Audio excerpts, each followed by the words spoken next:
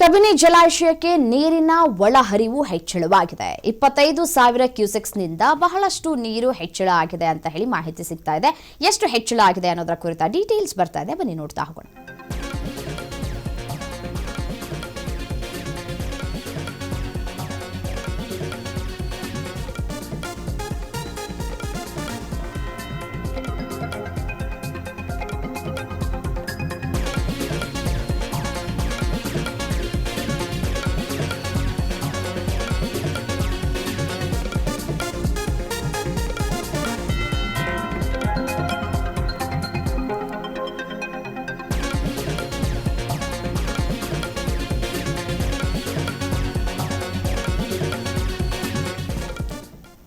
ಕಬಿನಿ ಜಲಾಶಯಕ್ಕೆ ನೀರಿನ ಒಳಹರಿವು ಹೆಚ್ಚಳವಾಗಿದೆ.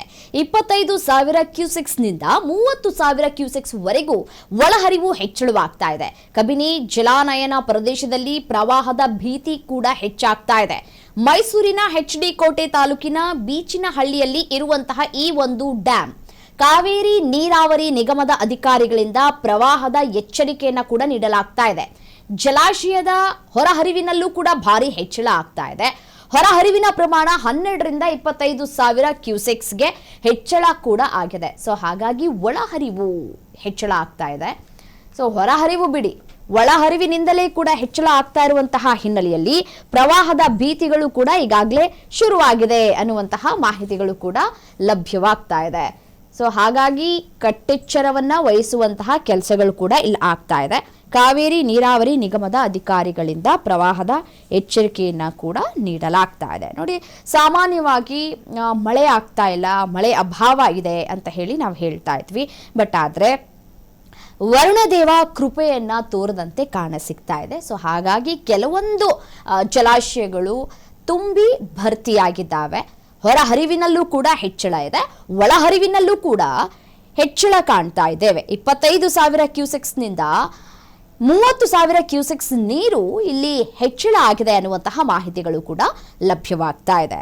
ಸೊ ಹಾಗಾಗಿ ಆ ಭಾಗದ ಅಂದರೆ ಮೈಸೂರಿನ HD ಕೋಟೆ ತಾಲೂಕಿನ ಬೀಚಿನಹಳ್ಳಿಯಲ್ಲಿರುವಂತಹ ಡ್ಯಾಮ್ ಭಾಗದ ಜನರಿಗೆ ಯಾವುದೇ ರೀತಿಯಾದಂತಹ ಸಮಸ್ಯೆ ಆಗದ ರೀತಿಯಲ್ಲಿ ಅಧಿಕಾರಿಗಳು ಇದೀಗ ಎಚ್ಚರವನ್ನ ಕೂಡ ವಹಿಸಬೇಕಾಗಿದೆ.